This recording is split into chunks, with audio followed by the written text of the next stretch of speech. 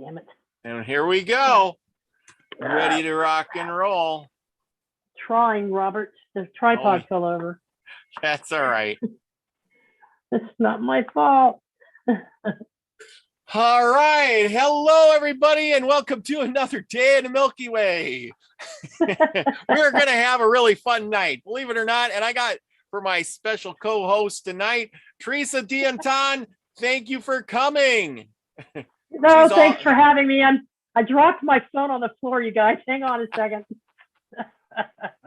Woo! Yeah.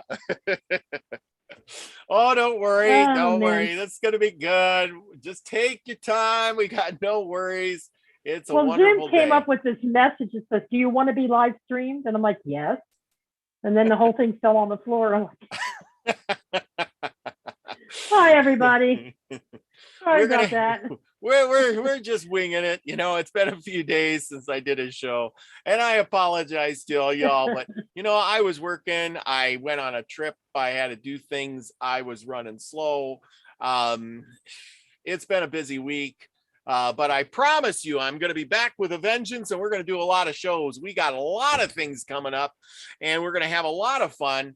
We're going to have some more Indian myths and legends. We're going to talk about plants and medicine coming up. I got new books here. I was just, wherever I put them, I just had them books. Man, oh man, I lose things so fast that my head just spins. You know, I was saying, I got all these new ones. We're going to do a show. Zigzagzilla, you got some stuff coming in the mail. I got magic and medicine of plants. We got Eat and Heal, and we got the complete guide to edible wild plants, believe it or not. So we are going to be on the road, or on the roll, talking about that kind of stuff for your health that you could do naturally. Stuff that grows in your yard, you probably mow it over or spray it with some weed killer, but you don't be doing that anymore. You're going to be picking it and eating it and loving it and having salads of dandelion vines and dandelion roots stuffed with tea. That's going to make you healthier, wealthier, and wiser. And the soul tribe is prospering. That's sure we are. So we can turn into bunny rabbits and multiply too. Yes. Yeah, Zigzagzilla, he's our health man, and he can do it like nobody can. And Zigzag, you got a book on the way, mailed it out today. Hey, look at that, all rhymed. I tell you, I'm really on a So anyway, tonight, what is the big thing tonight? We are going to talk about this. Here, I'm going to do this, and we're going to do speaker view, and that's me, the speaker view. And look, we got this book, Missing 411 by David Paulides. And I don't know if any of you have read this. This is my first book that I've gotten from him. This is one of my, I listen to his show all the time. I'm really intrigued with it. I got the book and I started reading it and I love it. So I want to share it with all of you. If you want to go to David Paulides, I suggest that you all go to his website. I suggest that you go to his YouTube channel called Canam Missing 411 or Canam Missing Project.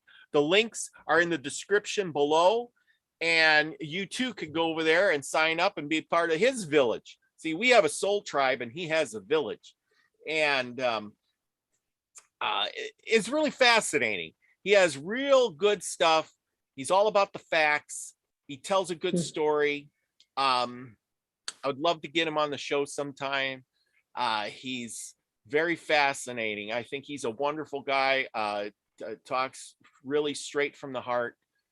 He does a lot of good stuff, and I think he's promoting a good thing.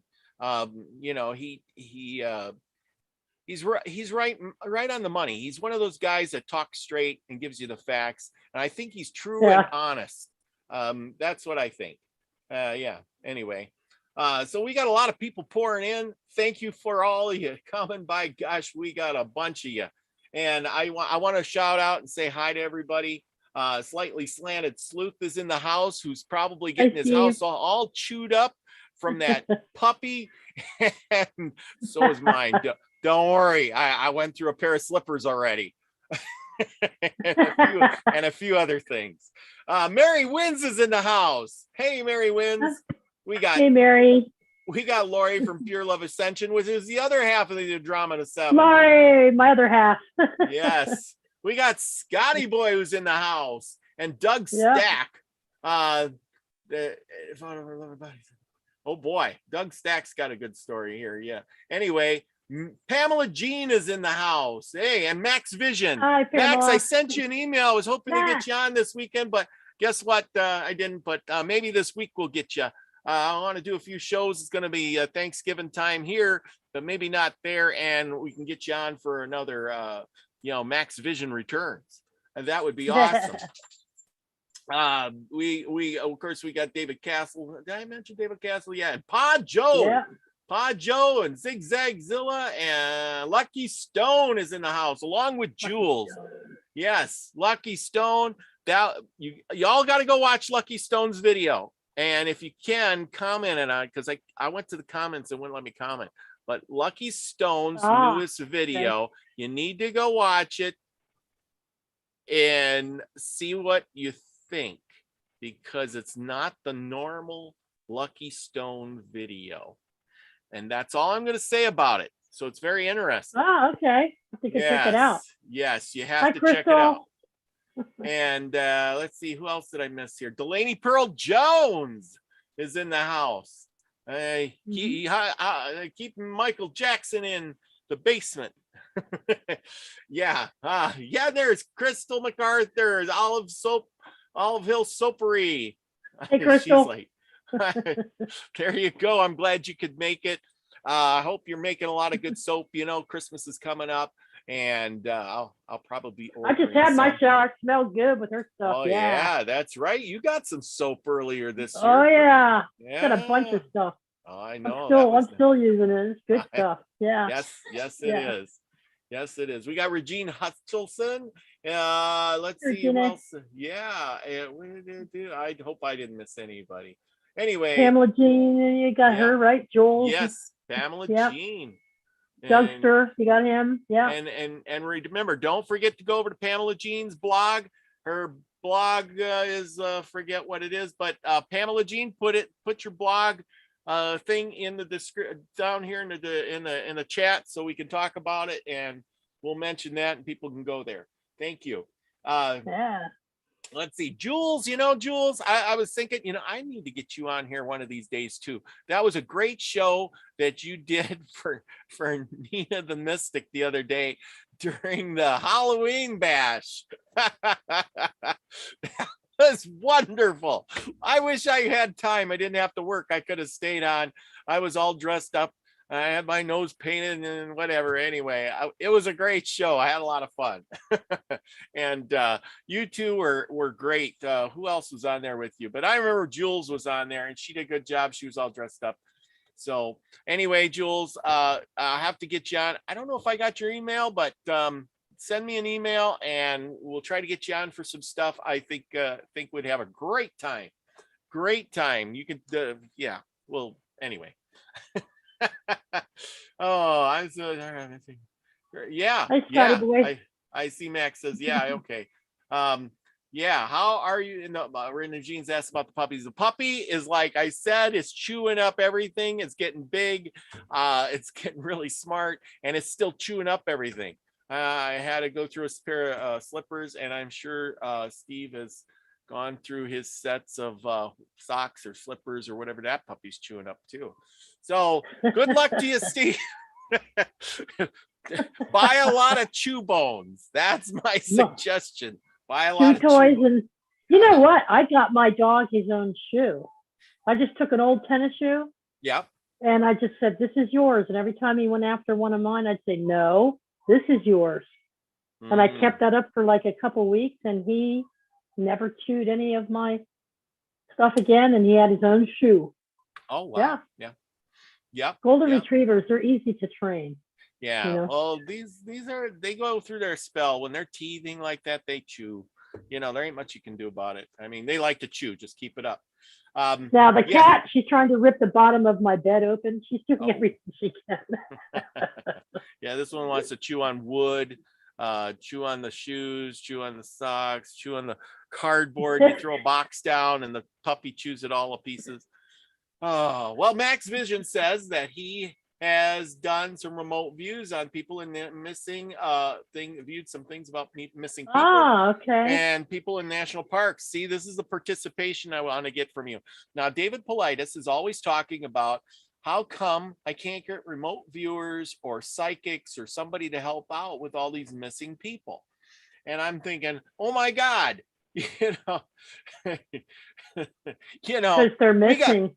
We have a whole group of psychic people here. If we could just focus in, do our little pendulums with our little boards, which I got mine here somewhere. Oh, my place is a mess. I really need to go through it, but you know the board I'm talking about, Teresa, don't you? Oh, yes. Hang on. I know the one. I only know of one, and the one Lori uses. But I've seen the others. Yeah, I got mine here somewhere. I probably misplaced it. Yeah, seen pictures of them. Well, it's here somewhere, and then I got my little pendulum. I usually keep it up here on the desk. I don't think these people are missing, Robert. I think they just jumped timelines and went into a different reality. Well, that's the whole point. Wherever they went, they're somebody should find them. Reality event, something.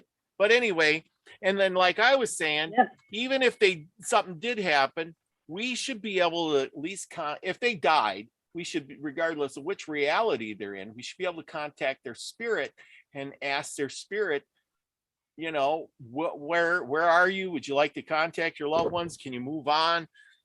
Things like that, right? Yeah.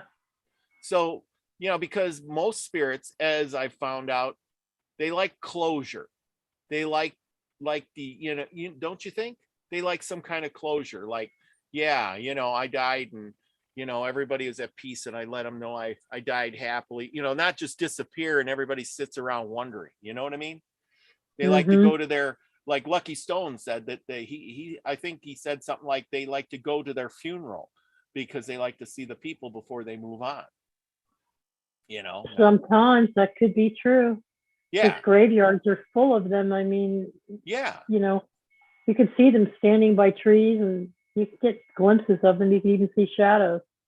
Yeah. They either don't know they're dead or they haven't moved on yet. But if you go back to the theory that consciousness, we're all consciousness. We're all different aspects of consciousness all the time.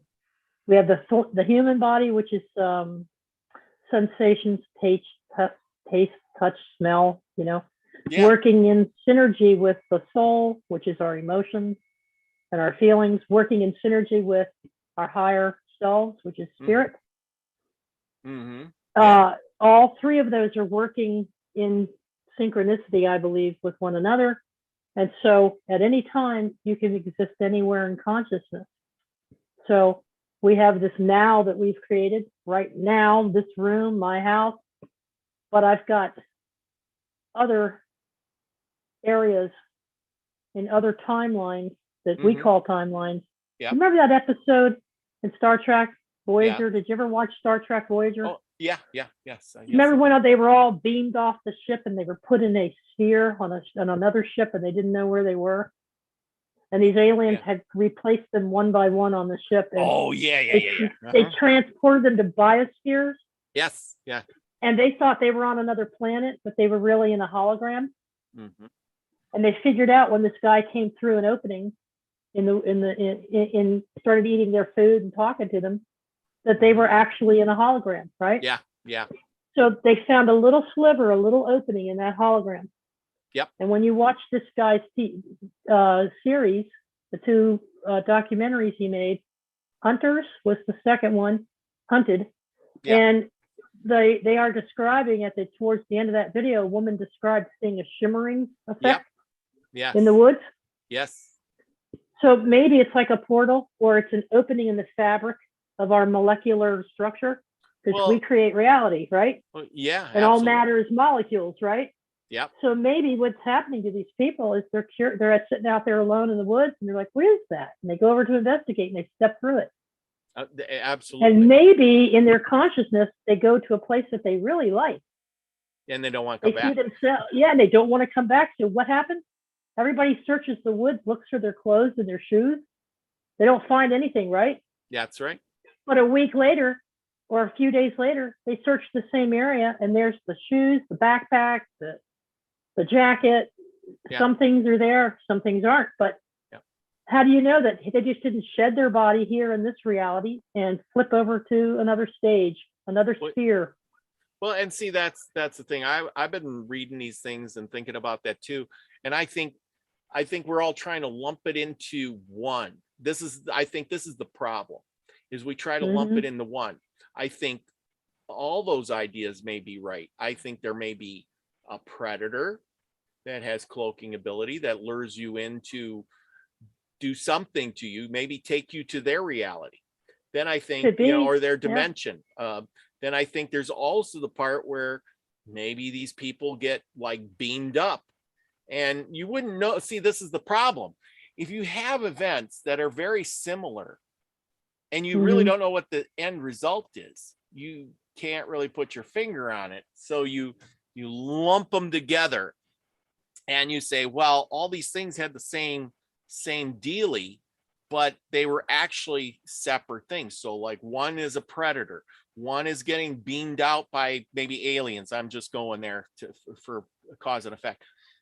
One is, like you said, there's we're living in a hologram, and they step through that one crack, and then they're gone, and then they can't even get back. Or the thing is when, and they're there living, and they're like, the porthole goes into a different world that's exactly the same as this one, only maybe there's no people there, and they wander around. Eventually they die because of some reason or another, and then they kind of zip back here, because they do find the bodies, and they're like, well, we searched this area, and all of a sudden here they are, they showed up. How could this be?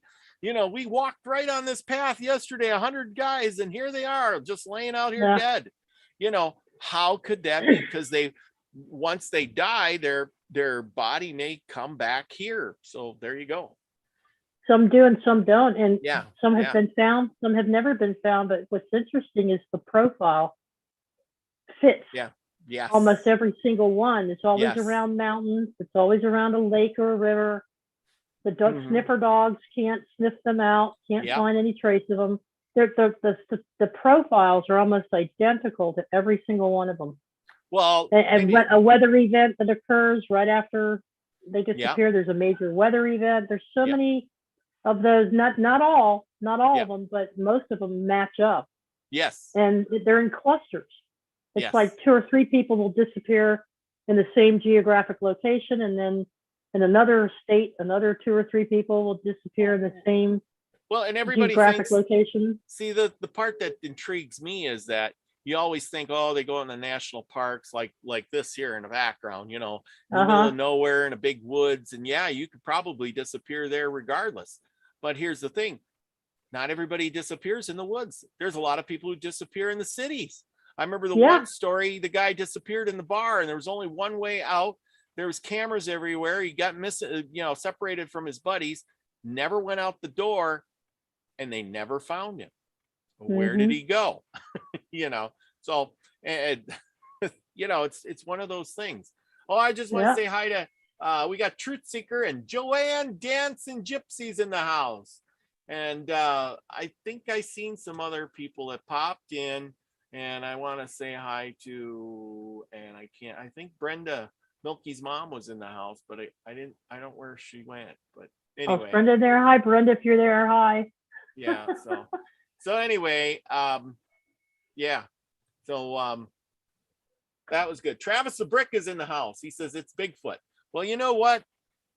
Maybe Bigfoot. Maybe. Here's the thing. Did anybody ever think that maybe Bigfoot could see those cracks, and he lives in the other dimension, and he pops in and out of that dimension because he's unlike us. He's able to see those cracks in the matrix or in that hologram that we live in. And all he has to do is he knows that, hey, if I walk down this path, I step through the crack and I'm in my world. And then I can step through the crack and I'm in your world. And the berries are good in your world today. So I'm going to come out there and then I step back through the crack and I'm back in my home world. So could that be the way it goes?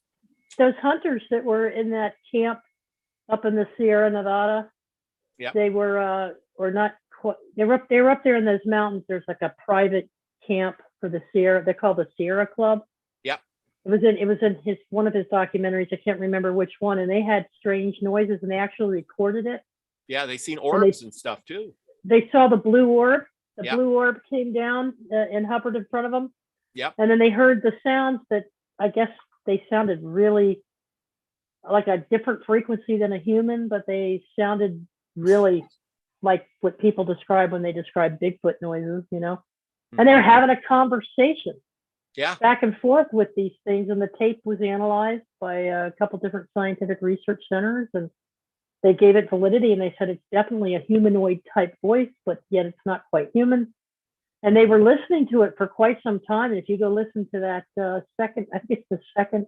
Yeah, I think it's The Hunted. It's been a while since I've seen it. Yeah. Hunted, go back and watch. His movies are free on YouTube. So, just go to YouTube and watch his movies. They're really great. You can pause them and watch them later, whatever kind of thing. But they're really good to watch. They're very interesting. I'm intrigued by the subject. Doug Stack says a guy in the Ukraine appeared in Kiev in the 70s and was dressed in the 30s clothes. They jailed him, and then when they went to check on him in the jail cell the next morning, he was gone. I know, I watched that one. He had the guy appeared, he had an old-time camera. They sent him to the psycho ward, they asked him tons of questions, and they developed the film. They asked him, and then he just disappeared. And they were like, how did he get out of there? Well, other than alternative, like you always look at suspects, when you're doing a criminal investigation, and you have to go through, just like with Travis Walton when he was taken. They went through and gave those guys lie detector tests, and all those hunters had to be interviewed that were with these men because they would go out in a group. Yep. It's as soon as they get separated from the group, something happens to them every single time. As soon as you venture out on your own, and so was there something nefarious going on? Did somebody in that group do something to these people and you can't figure it out? Or did they actually just disappear out of thin air? Good we don't know. We just don't know. Yeah. I mean, we could sit here and talk all night about all the possibilities, and it's fun to discuss, but that's the whole point, is talking about the possibilities, because you may have different thoughts than I have, and I think my thoughts are right, but then you think your thoughts are right, and that's what we're all about here, is listening to everybody else. But I like your idea of trying to tap in. Oh yeah, because that's what I'm thinking. I'm thinking that the dogs ain't going to find anything. The people aren't going to find anything. Obviously, these people disappeared with everything on them, their gun, their clothes, their belts, their shoes, everything is gone. But there's one thing that we know we can do, and that's contact the spirits. Yeah. Hi, Michelle, sweetie. Yes, Michelle Canam Freeze in the house. Our love girl, thank you for coming. And there's Brenda Milky's mom's in the house. And who is it that was here earlier? And I almost missed somebody here. Oh, Crystal MacArthur says Dogman encounters with Vic Kudiff is very interesting. Yeah, I would love to do some Dogman stuff. I haven't found too much on it, but I think I've heard of it, and I've read a little bit and watched some videos on the Dogmen, and that's pretty interesting. I would like to do one on that too. Yeah. So anyway, let's see. But traveling. Hey, Robert, did they use any psychic investigators in the book that you read? So far, have you seen any notations in there about whether they brought in any psychics to help them on any of these? Not in this book that I've found yet, but I remember him on his show. He just hasn't been able to get any psychics, and the ones that he did, they just let him nowhere. And I thought, oh, well, why? And then he says, why aren't the psychic people jumping in to claim, I would say claim the fame in a way. Uh, you know, if the claim, the thing is if you're a psychic, why wouldn't you jump in on this and say, hey, I can locate those people? Well, don't they have to be invited in by the investigating team? I don't know. I mean, they could, but I mean, do you really have to? I mean, you're not going to really leave your house and go to the mountains and investigate.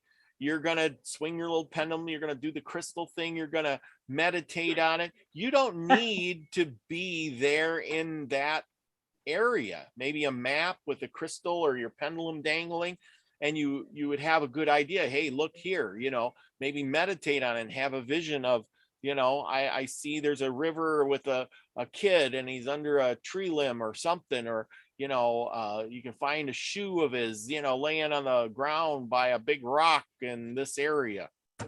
Good luck. Yeah, there's different types of psychic, different types of clairvoyance. Some of them operate off of senses: touch, taste, smell. They want to hold the object. They want to be at the crime scene. They want to feel what's going on.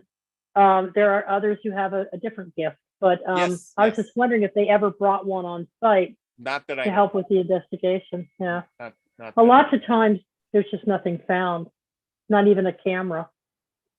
There's lots of times there's no body, no backpack, no nothing.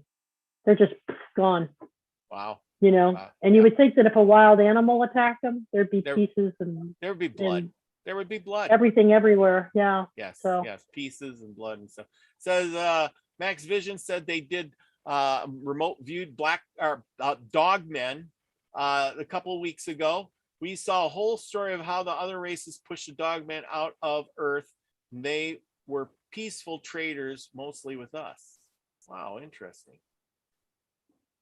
Yeah. He has heavy esoteric. I missed that one, Max.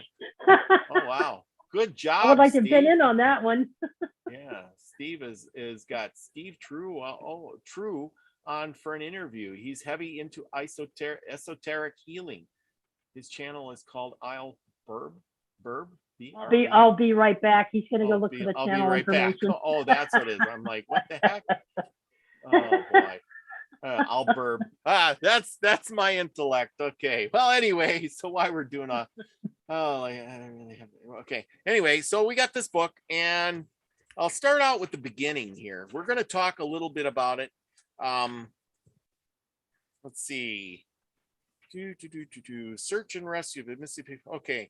We're going to do a little bit of the beginning part and how he does this stuff. So I'm going to talk about some of the people who this is the search and rescue, about the people who go out to search, because we all think, okay, the person disappears and 100 people go out there to search, and you go, well, who are these people and why can't they find them? Are these people just, laymen that don't know anything? That's probably why they're not getting found, right? Okay, so listen to this. A book about missing people cannot be penned without addressing the men and women in search and rescue. SAR teams, SAR teams are 99% volunteers, and these same volunteers accomplish the vast majority of all searching. Some SAR teams require the volunteers to attend and maintain specialized classes that offer certifications that need to be maintained to be part of the team. The classes are paid for by the volunteer on their own time. Once an emergency is declared and the SAR team is deployed, it is the same volunteer that must leave their family and employment and go into the field to search. The only compensation is the joy of saving someone's life. When that happens, many times SARS workers' search ends in tragedy. The victim dies in the field from a fall, hypothermia, starvation, or something worse, animal predation. I don't believe there are many things in life you can do as a volunteer that is as rewarding as participating in research and rescue as a volunteer. I encourage everyone to contact their local SAR team, most easily found through your local sheriff's office. So anyway, these people are actually trained. They're trained to go out and look for people. Mm-hmm. Oh, let's see. Okay, let's see. Victims. Okay, there's the profiling. It says here profiling. Part of a search in our research was the development of profile points. That's what we were talking about. The water, the rocks, we went through all this. These are the parts of the SARS that are reveal themselves in many cases and are listed under each incident's identifiers. A list of these points is found later in the book with a description of each. In the same manner that a criminal profiler goes about their work identifying similarities in the series of criminal cases and then bulks them together, we have done this with missing people. This has never been done before. We are established that our profile points are a consistent element in the documented cases in the 9 books we have published. While there are not in every instance, just as robberies cannot be attributed to the same suspect, specific profile points replicate themselves hundreds of times. The most common issue is that the trained bloodhound canine brought to the rescue scene cannot pick up a trail scent or specifically does not want to search in these particular instances. Right. I was in a big city SWAT team and the canine unit was attached to our squad. We trained with the canines weekly and got to know them quite well. The dogs were one of the most valuable tools that the police department maintained. The idea of one of these dogs not being interested in the search or not wanting to participate never happened. The dog lived for the hunt. They were ecstatic to go out in the field and find a bad guy. This was their life. To read stories about dogs not wanting to search, walking down a trail a few feet, turning around, coming back to the feet of their handler and laying down simply never happened. But this does. The canines' actions are very confusing, part of the scenarios that we do not understand. And more importantly, we do not have a grip on what may be influencing their behavior. And I can say I got dogs, and by gosh, when a dog likes to chase the ball, the dog always likes to chase the ball. If the dog likes to run, he's going to run. He ain't going to turn around and lay down. And if he does, you say, something's wrong with that dog. No, they sense something in the environment. Like I used to have one of those slings, like you sling the tennis ball. Yeah. Because you could throw it extra length that way. Yeah. And my golden retriever would chase it every single time. One day I was out in the local park and I hurled that thing and threw it. He ran about 3/4 of the way and then just slam, put on the brakes, stopped, wouldn't go any further, just stood still, turned around and ran back. And when I said, go get the ball, he wouldn't go get it. And when I started to go get it, he kept grabbing me by the wrist and pulling me back. Wow. Turns out there was a big black bear in the woods. And he sensed it and he wasn't going to. So they sense things. Yep. And they won't go anywhere near it. Yeah. That's an unusual behavior for a rescue dog. Yes. Yes. Especially when they're trained. But that's the whole point. So he's got a good point there. We have dogs. We know what they do. You're right. If that dog chases that ball all the time, he's going to keep chasing unless there's something saying, don't go that way. So anyway, it just talks about, that and the things and and it talks more about here we go with the weather. Remember we were talking about weather. And it says, in most of the cases highlighted in this 9 books, the weather was a significant impact on the rescue or the recovery of the victim. The weather seems to take a turn for the worse just as a person is going missing or just after they disappeared. Lousy weather includes blizzards, fog, rain, snow, hail, dust storms, extremely cold and hot temperatures. When you first start to read about this, your natural reaction is that it's just bad luck. After reading 9 books and seeing the scenario replicated itself time after time, you'll be stunned. Okay. Here. Yeah. In his book, Devils in the Details, it was another book. He wrote a bunch of books. Like I said, I suggest you all go to the website and buy a book or go down to your local library, get and see if they got it. And if they don't, buy one and donate it after you get done reading it or give it to somebody else. It's a really good thing to do. Okay. So we're going to go on. He says previously searched. Remember, we were talking about that too. One day they're all going through the area and all of a sudden there's the guy just like, wow, We looked here 100 Mhm. times. So it says, I sent a table showing dozens of cases where the missing person was found in a previously searched area. Sometimes the location of the recovery had been searched dozens of times. In one instance, the searchers had taken the same trail hundreds of times over the week, hiking to where they believed the victim was located. On one of those days of the search, a tree had fallen across the path and the young victim was found lying on it. Nobody could explain the perplexing scenario. So go figure. How does that happen? Yeah, it's like the cause of death on most of these can't even be determined.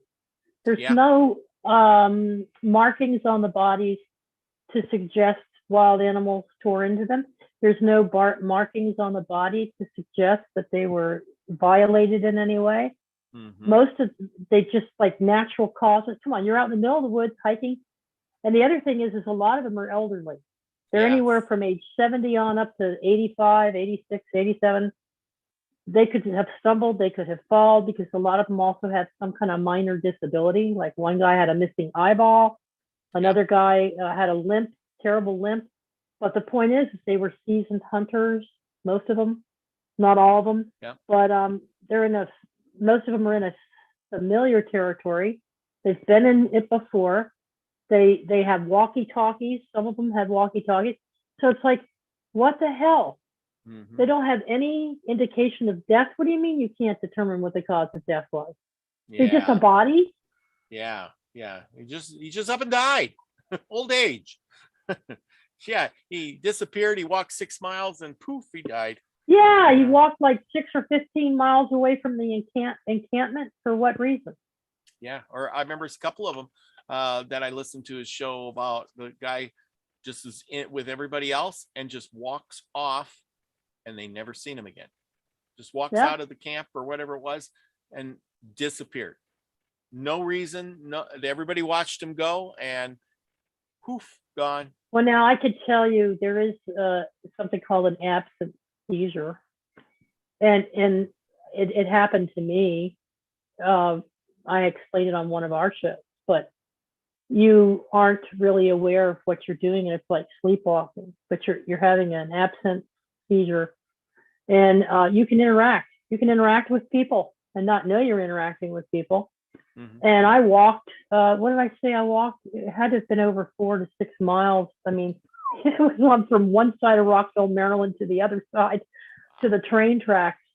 And I didn't come to until much, much later. And they had the dogs out looking for me. I had some type of absent seizure, or I was coaxed into it somehow or led that way. I don't know. But you can be led. But that guy that you're talking about in this story of his, it was in 3 feet of snow or 28 inches of snow, and it was freezing. And he had no shoes. Yeah, well, he walked 15 miles with one of those crossbows strapped to him, and he had no shoes. But then again, if you don't know you're walking, who would you really care if you had shoes on or not?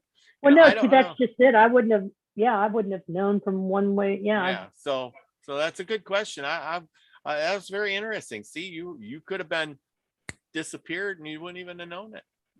That's right. And nobody ever would have guessed it. It's like she just walked off, and I don't know where. I actually crossed over the train tracks over both sides. I was heading for the woods. Wow. The heavily wooded area, but I must have collapsed or fallen right with my head right by the rails, and I was found. Now the thing is where was I heading? Why was I going all the way across the city into the woods? And the woods are nowhere near where I live. Why was I being drawn into the wilderness? Were you ever there at that woods before? No. Weird. See, maybe you could have been one of those missing people because, whatever it was calling to you, blanked you out. You went there. Once you got in the woods, you're gone. Yeah. But why? Yeah, exactly. Why the woods? Yeah. And there's a creek. So there's the water. And this is in the foothills, not the mountains, but it's in the foothills. So again, you're dealing with elevation, water, woods. There could be something to it. You blank out because Sarah settled and asked me, "Do you think you were taken?" And I'm like, I don't know. Yeah, but the thing is he says a lot of times, even if they do recover the person, they have no clue what happened, so nobody can really tell. Yeah. Hey, you know. I couldn't tell them how I got from point A to point B. I had to blanked out. Wow. Thank God it only happened to me one time. Yeah. It wasn't yeah. a habitual thing that I'm aware of. But About what age were you know, at that time? Oh God, I was in my 30s. Oh. I had to have been about 32, 33, something like that. I don't think it was in my 20s. I think it was in my early 30s. Wow. Mm-hmm. Interesting. I was having seizures. I was having Yeah. seizures, and I was on different medication. We talked about it on our show. But the thing is that these people, you don't know if these older people were on some type of medication. A lot of them are on medication to prevent stroke, Oh yeah. to help them with their blood pressure and blood sugar. And they're out there in the woods by themselves, and something happens. They could have, transient ischemic attacks are another thing that's common. Yeah. Well, and here's the thing is well, we're going to get in. This is almost the next one here. Let me go on with this. We'll talk about that thing you're talking about here. Here, we'll do the time of disappearance. The vast majority of disappearances occur in the late afternoon or early evening. In Missing 411 Off the Grid, there was a table on page 358 that shows conclusive data that 7 books, the predominant time of disappearance occurs just before it gets dark, and that fact hasn't changed. So the question is when did you walk off? I think I disappeared sometime around 2 or 3 o'clock in the afternoon. My dad had laid down, and I was in another room, and or he was downstairs working in a lab. I think that's what it was. He was down in his lab, and I just walked out of the house. It was sometime around 1 or 2 o'clock in the afternoon, and I didn't come back. You would have probably got to the woods about dark 30, about the evening, about that time, late afternoon or early evening. You would have fit right in there. If you try to walk that distance that I did with the condition that I was in at the time, I was fairly healthy, but I had that lower back problem. Yeah. But the point is that that's a hell of a walk. And so if I left it around 1 or 2, then I wasn't found until almost sundown. So I've been missing all afternoon. Yeah. So hours and hours. You would have made it to the woods just about dark time, or in the late or early evening. Yeah, about that. It took me 4 hours to get there. Yeah. Yeah. Voila. You would have been fitting in the book. Okay, here's the part we're going to go with you. An abnormal number of missing have some disability or illness. This fact only shows itself after vetting thousands of cases. Many readers have stated that it appears to them as though someone or something is closely monitoring these people and wants to understand more about their genetic markers. So you were saying, and then it says here, lack of memory. It is rare when a victim is found. It is extremely rare when they are found alive. In this instance, where a victim can talk and be questioned, and the vast majority cannot remember how they got lost or what happened while they were missing, it is in almost every instance where the victim is found alive. Searchers and law enforcement rarely sit with them and debrief them about the experience, and the effort may be fruitful as the victim's memory may be blank. That fits you perfectly. Only you didn't make it to the woods. You fell down and tripped or something and hit your head, and you were out, and it didn't get to abduct you. Thank God. Yeah, no, I don't know. I don't know how far. I don't know how far I would have gotten. But here's the thing. When people, okay, this is touchy. This is going to be touchy. A little touchy. Sometimes when people are incredibly depressed and they've had a very difficult time, and they're not thinking spiritually or religious or about religion or anything like that, some people will fantasize about their own death. Yeah. Because they're contemplating on doing it. Yeah. And so they might come up with various different scenarios in their minds as to how they might do it. And so just like today, when we're spiritually awake and we're in touch with our higher selves, we have visions of things. Back then, people, I had a couple visions of things that because I was incredibly depressed. Mhm. So it could be that you act out. I could have been acting out the need to get away. That feeling of escape, that feeling of wandering off was my way of, because I had fantasized about doing exactly what these people did.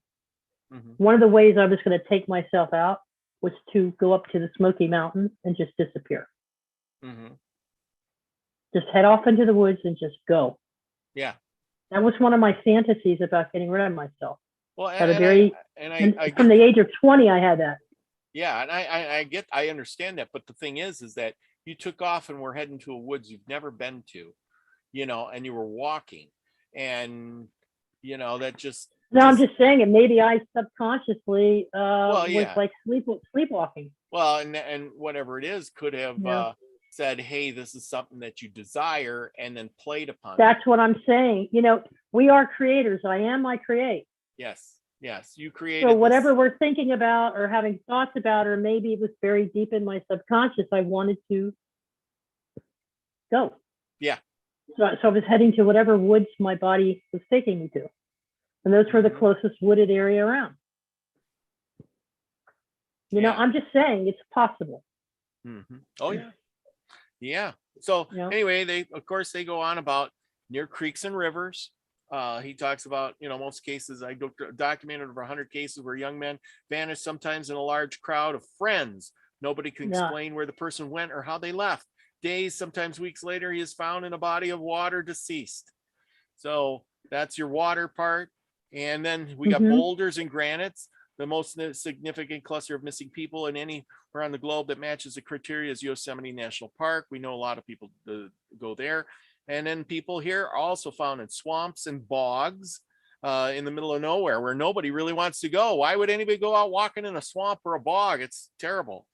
So anyway, we're going to, and he goes on about points of separation. We're going to hurry through this because I want to get a couple of these things read in here. And then we got, let's see, high number engine, equipped, okay, yeah. Anyway, so he goes points of separation. We all know that. He has cluster maps. He has missing persons by date here, at least for Montana. We're going to go ahead and we're going to skip through here. We're going to find one that's kind of, well, some of these are in the early 1900s. I'm going to just pick one. Okay. Okay, this is Orville. I read Orville's. Orville's was a long one. Okay. 100 miles. Okay. Okay. Here's one. Here's one we're going to do. This is Annie Brown, missing June 4th, 1921, around 3 p.m. Age at disappearance, 4 years old. A water point of separation. This disappearance location was in Washoe, Montana, 2 miles west of Red Lodge and 12 miles north of the Wyoming border. This small city was a thriving mining location near the state of the 20th century. In 1907, the Washoe Coal Company was created and they started digging the coal mine. The town did well until the worst mining disaster in Montana history happened in February of 1943 with the Smith Mine disaster. An explosion occurred in the Smith Mine and killed 74 men. Wow. There is a large memorial at the site of the tragedy. Wow. And on June, what? Oh, wow. Yeah, that's a lot of people. That's why they got so many safety things nowadays, I tell you. On June 4th, 1921, the Brown family lived in Washoe, and Annie was with other kids picking wildflowers. At approximately 1 p.m., Miss Brown went to look for her daughter and failed to locate her. This June 11th, 1921 article in the Billings Gazette explained the circumstances of the disappearance. Mystery surrounds the disappearance of Annie Brown, the 4-year-old daughter of Miss George Brown of Washoe, who was last seen at her home Saturday afternoon at about 1 o'clock, when she left the house to join other children in picking flowers on the hillside. Annie got out of sight of the other children and somehow vanished. It was 3 p.m. that Miss Brown sounded the alarm and asked for assistance to look for her daughter. It was first feared that Annie might have fallen into the nearby creek. As darkness fell, the searchers concentrated on the land and committed resources to ranking and scanning the stream the following day. 2 days after the disappearance, a report came into town that someone saw the young girl walking the hillsides outside of the city. The entire city and mine shut down and committed 300 men to scour all of the mountains in the area for several days. Nothing was found. Many people in the town did not believe the girl fell into the creek based on her last location on the hillside. The hill location would have matched the point that another person saw her in the hills. Dozens of people searched the creek countless times and never found Annie. Hundreds of men committed days to explore the mountain over and over again, finding nothing. Annie Brown disappeared in a cluster zone of 5 people, 3 females, 2 men. 3 females are an unusual tight grouping of just females. So there you go. Never found. Did they mention if there's any caves nearby or any black bear or any grizzly or any kind of bears in that area? Didn't say. Because they will pick up a child and carry it off to a cave. Oh yeah. They will store their food in behind boulders, rocks, caves. Yeah. And well, exactly. And well, the thing is, and you're right. You know, there are black bears in Montana's got black bears, brown bears. They got cougars. You name it. They're all over the place. But the thing is if it was a bear, you know, and the kid would have screamed, the bear would have probably chewed it up. There would have been blood, you know, some clothes ripped, maybe, you know, the bear ain't gonna like tenderly catch the kid in the mouth, you know. Yeah, they don't find any animal prints or tracks. Probably they don't. That's what he was saying in his videos. It's like he's stumped because they don't find anything. And here's the thing. Do you remember that the FBI was called in and they're never called in? Well, for the adult cases, they're usually called in for missing adult. Yeah. And they showed up uninvited. Mm-hmm. So why was the FBI interested? Yeah. Oh yeah. It just makes you wonder what they're investigating this too, and they don't understand it either, or they know something and they're just not saying. Yeah. But this little kids, the little kids that disappear, you know, just completely vanish like that without a clue or without a trace. That's crazy. That is crazy. Okay, here we go with William Seams. I guess it's Seams. Symes. Seams. Missing October 29th, 1921 at 2 p.m. at the Castor Coulee. Age of disappearance 35 years. So, you know, he's an adult. He's you know, he's got water and he's got disability and he's got an illness. Castor Coulee is a small rural area 12 miles south of Great Falls on the Missouri River. Southside, that's a beautiful area too. The land in this area was and is still predominantly flat farms. In October of 1921, Dave Seams was the owner of a large farm in Castor Coulee and was well known. In the greater Great Falls region, David had a 35-year-old son, William, who was in the Army and stationed in Camp Lewis when he came down with a severe pneumonia attack. The illness was so intense that the Army sent William home. The exact date that he was discharged was never made clear. The Seams Ranch was adjacent to the Missouri River and several small creeks. This October 31st, 1921 article in the Great Falls Tribune explained what happened on the Seams property. According to the missing man's father, the son left home about 2 p.m. Saturday and has not been seen since. The sheriff stated that the missing man had been sick for some time and was evidently delirious. Mr. Gordon is of opinion that Seams had wandered to some farmhouse where he is unknown. It wasn't long before, sounds like your case, doesn't it? Where you just got up and walked away. It wasn't long before Seams' news reached Great Falls and reports started coming in that he was seen in the city. There were also reports coming in from remote sheep herders saying that they saw the man wandering through their land. The reports came from far and wide. The disappearance of William Seams fell into the jurisdiction of the Cascade County Sheriff Bob Gordon. The formal search started on October 31st with the sheriff assigning 50 people to comb the grounds of the Seams property banks of the Missouri River and the creeks in the region. There were rumors that footprints were found on the banks of the streams that there were never confirmed to be anything related to the SAR. Creeks and rivers during this time of the year are shallow, which I can attest to. I know that area, making the search more manageable. Deputies were sent to the distant fields to speak with sheep herders. Law enforcement found that these sheep herders' reports of seeing William were not credible. As SAR teams were finding nothing on land, they started to turn their efforts elsewhere, as the headlines imply in the November 2nd, 1921 edition of the Great Falls Tribune. They dragged streams in search of William Seams. The article goes on to say, the third day of their search for William Seams of Castor Coulee, who left the home of their father Saturday afternoon, was not seen or has been seen, only served to add to the mystery of the disappearance. Sheriff Bob Gordon, who headed the new searching party, organized Tuesday morning, and Deputy Sheriff C.S. Dennis returned Tuesday night with a report that no clues leading to the whereabouts has ever been found. The search for William went on for 8 days. The deputies dragged the rivers and creeks for the body and found nothing. They put locals on horseback and covered the countryside and could not locate anyone who had confirmed the sighting of the sick man.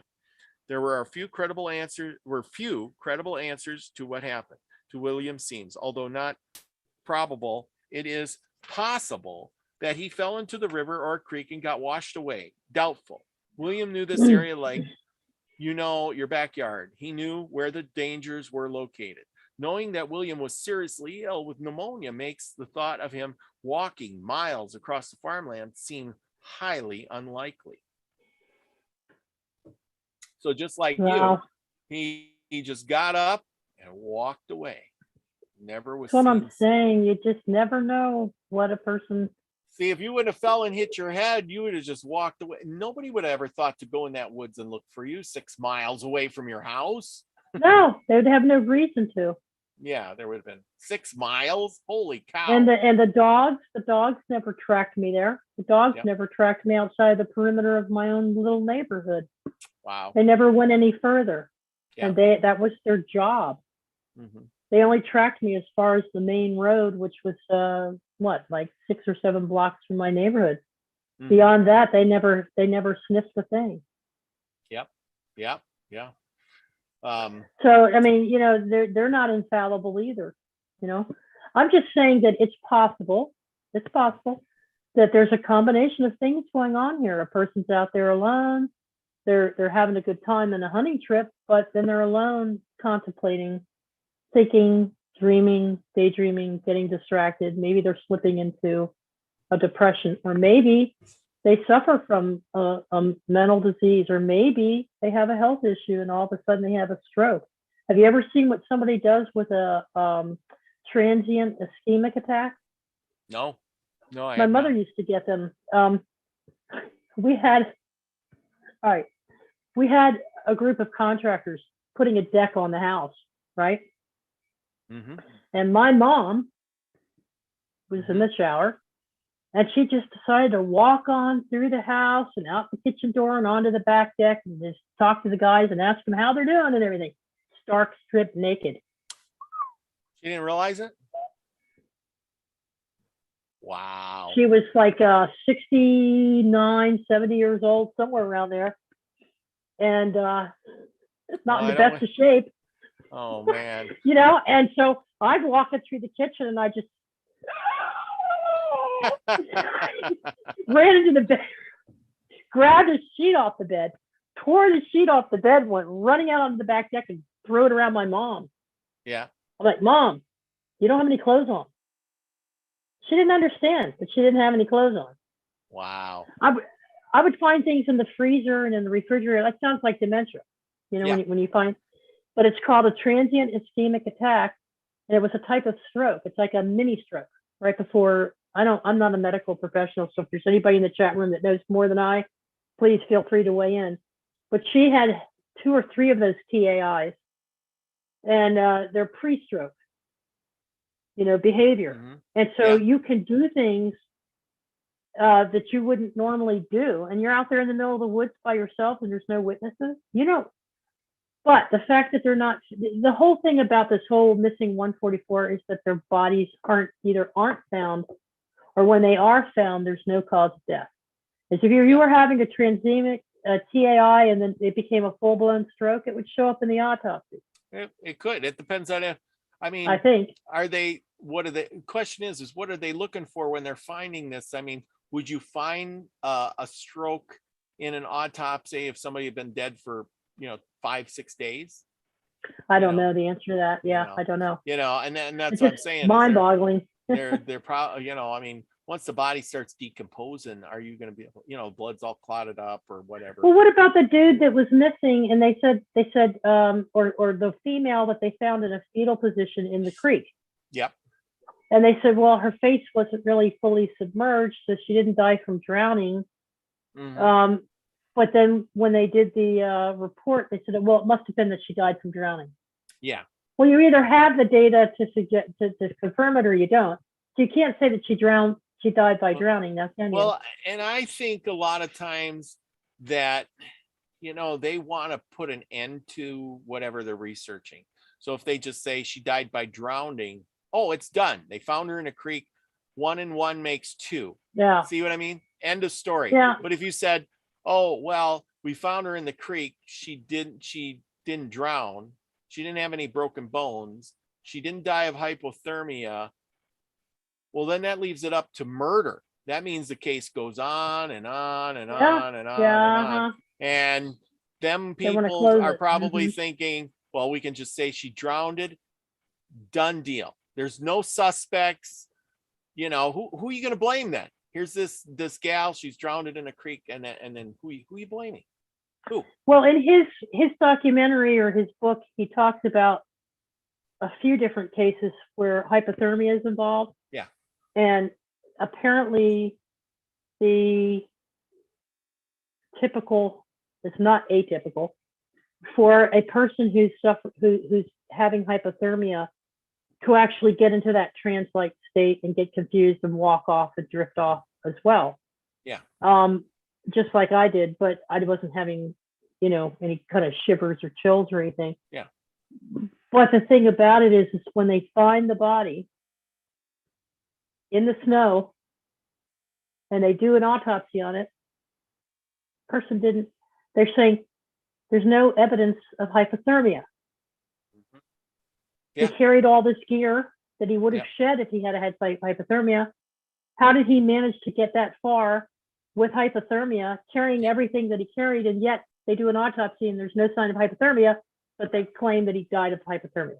Well, yeah, and then the one thing I doesn't make any sense. One thing I always like is that they disappear with all this gear, and then them or the gear, and nothing is found. And it's like, so you disappeared with a gun, a backpack, you disappeared with your boots, your belt buckles, all that stuff that could be found 20 years, 30 years later. And your coat, your shirt, your socks, your shoes, everything. Camera. Yeah. Those things, are shiny, could be found, blah, blah, blah. Needless to say, you found 0, and you got all these professional, as we found out, searchers searching for you. Here's one on you, Robert. Mm-hmm. Cleaners, professional cleaners that work for the CIA. Yeah. That's what they do. No trace. Yeah. But here's my thought is, who are these people that they would warrant that, right? Yeah, but that exactly. Here you got grandma, she's 90 years old, she's picking berries out in a berry patch. She disappears. No traces left behind. She's not, I mean, come on, somebody dragged her out of there without her kicking and screaming or saying anything, didn't drop a berry or nothing, and her and the berry. Why was the FBI interested in this man? See, maybe he was in witness protection. Maybe 100 million maybes here. be. that we could pull out of our pocket here. The Yeah, point is that why are they so interested in this particular location too? It has something to do absolutely. with it. Oh, absolutely. This book is so filled with stuff. I encourage Yeah. you all to go. I'm going to turn way to the back here. We're going to find a newer story. And this will be the last one. We've ate up our time. It's went so fast. Oh my gosh, this is such an interesting subject. We're going to have to revisit this. And it was, see, I knew, Brian was whispering in my ear that I needed to get you on tonight. Because see, you had a related incident to all of this, and I would have never known that you were like this close to being probably disappearing on us, and this could have been the whole part of it. You could be the key. Well, you must have missed that show with Sarah Sutherland then. Yeah, that was a good one. I catch some, and some I wanted to watch last night's show. Same here. I probably would have caught. I'll probably watch it later, but I was shopping and doing that. I had to go to Bismarck and the stores around here, and the Teresa, when you go to town and go shopping to the big box store, how far do you have to drive? Big box store? Yeah, a big box store. I don't even know, like a half an hour. Oh my. And there I got to drive. It's almost 300 miles. Ooh, there you go. Ow. Yeah. So there you go. Bismarck is it's 270 miles or something like that to get there. You're in Montana, aren't you? No, I'm in on the edge, but Montana is probably 75, 80 miles west. Weren't you looking for a homestead out that way though? Yeah. Someday I'd like to get a house in Montana on the big blue sky. Yeah. This here's Montana right there. It's the Bob Marshall. Well, just don't wander off into the woods by yourself, okay? No, I know. Well, luckily, North Dakota does not have any big clusters of missing people. There's no place for you to go missing out here, although people have been missing and some of them have been found. So anyway, here's the last one we're going to go to. And let's see here. We're going to go Paul Wilson, Disappearance. Okay, that one's that. Kenneth. Nope, that one. Okay, Timothy Shear, missing November 23rd, 1975. Little Belt Mountains. Oh, I know where that is. Age of disappearance, 22 years. Canines, weather, and a hunter. The Little Belt Mountains are located almost in Montana's geographical center. Yeah, I've been there. They're pretty big mountains, and there's flatland all around them. It's really weird how they are. Okay. Almost in Montana's geographical center, approximately 100 miles north of Bozeman. And if you ever get a chance to go to Bozeman, Bozeman is beautiful. The mountains reach elevations nearing 9,000 feet and are located in the Lewis and Clark National Forest.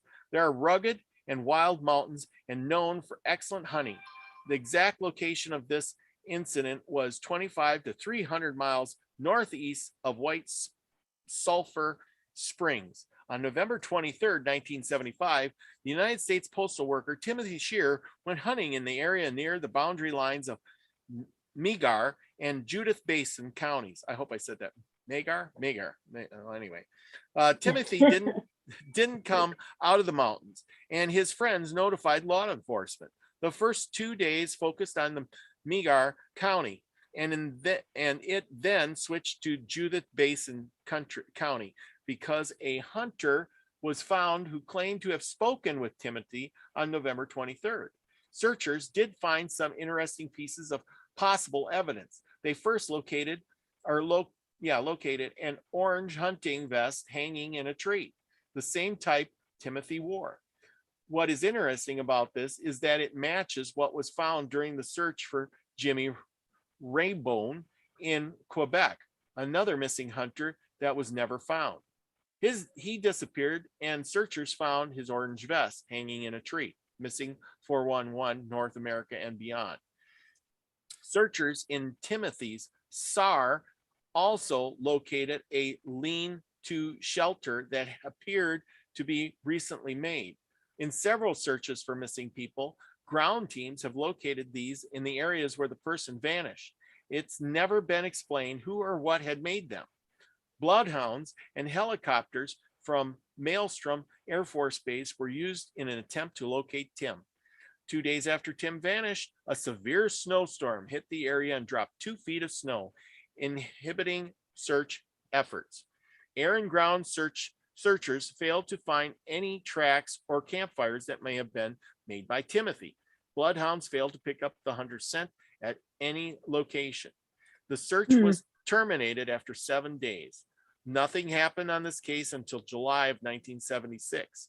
In a July 19th, 1976 article in the Harv Daily stated that 13-member Cascade County SARS team found Sherlock's remains in an upper tributary of the Smith River. Here is a quote from the article. The dismembered remains were found near where the postal workers' clothing, hunting knife, rifle, and binoculars were spotted earlier in the day.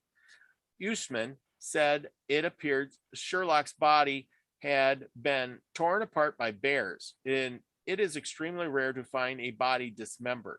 It should be relatively easy to tell if a bear had attacked a body, and surprisingly, the SAR coordinator didn't offer a more definite explanation on the dismemberment. I hope the Sherlock family had some minor relief knowing that Tim had been located. So there you go. Wow. Yeah. Well, at least they found that one, but still he was dismembered, which is kind of weird because for a bear, bears eat people, but to rip them apart like that, that's weird. Anyway, so there you go. We had a good read of that book. I tell you, there's so much more. I didn't even get to the back page. There's story after story after story. I could do 1,000 shows on this. I hope everybody enjoyed that, because we will probably revisit this in the coming. Like, who doesn't like a good murder mystery? And that's kind of what, it's like a mystery. Yes. There's exactly. so many things it could be. Well, we just don't know. And I tell you, if anybody has some good stories or has had any experiences and you want to come on and share, or you want to write me an email and I can just read it. If you are not a TV or want to be on screen, that's all right with me. But anyway, that would be great. We should all share experiences. And if anybody has any ideas, like I said, if we're all psychic people here and we all got those vibes and we got the little pendulums and we got our crystals and we got our stuff and, our spirit guides and all of that stuff, how come we can't put together a force of the best psychic people here and the best group, the Milky Way Soul Tribe, to find somebody or locate somebody or something on that order? Would that be even possible? So I'm leaving it up to all of you. Good question. Good question. Yeah. For some it might be, for some it might, for some it might work, for some it might not. It depends on what happened to these people, whether or not you can get a reading or not. Exactly. Maybe Max Vision and come on, or we could remote viewing. Yeah, we could do some remote viewings on it and get some. What's it going to hurt? I think a lot of people are afraid to go that route because they might be wrong. But hey, like Max said, they looked for a lost dog and they did 2 lost dogs. One they found, then one they didn't. So, they got a 50-50. So, it's not going to hurt. I know it's not a sure thing. It's kind of hit and miss. The only thing it would hurt, Robert, is the family. Yes. As long as we keep it within our tribe. Yeah. Because these kinds of things are very sensitive to families, and so that would be my only concern, is that they would not vibe with it. Yeah. Well, and that's depending on where they're coming from. We'd have to be pretty certain on where, or what to, not just. I think he's under a log on the east bank of the blah blah blah. I think maybe you should look there. But who knows? And if it's all a given. I don't live too far from Montana. I could take a vacation and go search that area. Be a good vacation for me. Well, like I said, don't venture off alone. And if you do, make sure I just wouldn't go alone. Don't go alone. Here's the thing. Don't go alone. Like David Paulides, get yourself a personal locator beacon and take a friend, stay out of the, and a security tool.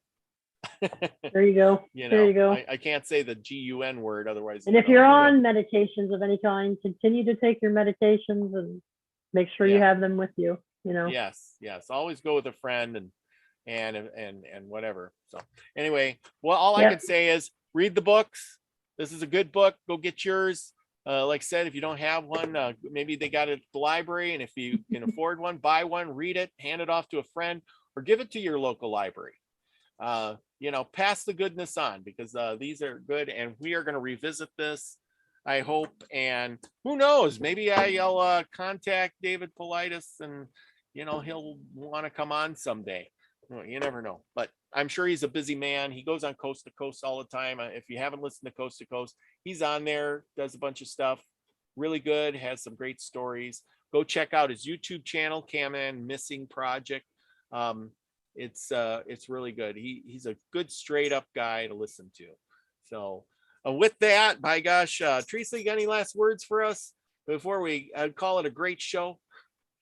Just remember that we're all here doing our thing and taking our journey. And when it comes to making a conscious decision to shed this body and move on, there's numerous ways we can do that. This might be one of those ways that these people contracted to do.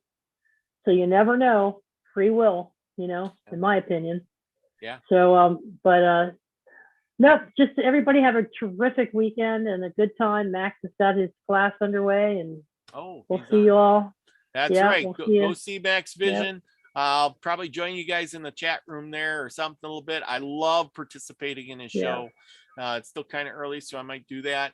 I'm feeling pretty good. I got tomorrow off, so I had yesterday off, so today, and then tomorrow night I might come back and we'll do something else. I'm gonna hit her hard this week. We're gonna do a bunch of stuff and get some shows under our belt.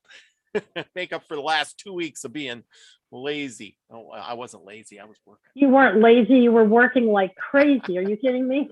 I know. I'm surprised you even did it. Hey, it's the way it is. You've got some great shows coming up too. Great topics, and just don't get burned out. I love doing the shows. I don't have to worry about getting burned out in the shows. I do have to worry about getting burned out on work or traveling or something like that. Yeah. Whew, that's the hard part. But I do know when to say I've had enough. Like that, the last time when I was supposed to have Max Vision on and I missed the show, I drove all day and I got home and I literally walked in the house and passed out. So gotta listen to your body, So but we appreciate you, Robert. We appreciate everything you do and keeping this going. And we love you, brother. And thanks for having me on. Hey, no problem. And remember, everybody, be the frequency you want to receive. I love y'all. Bye, everybody.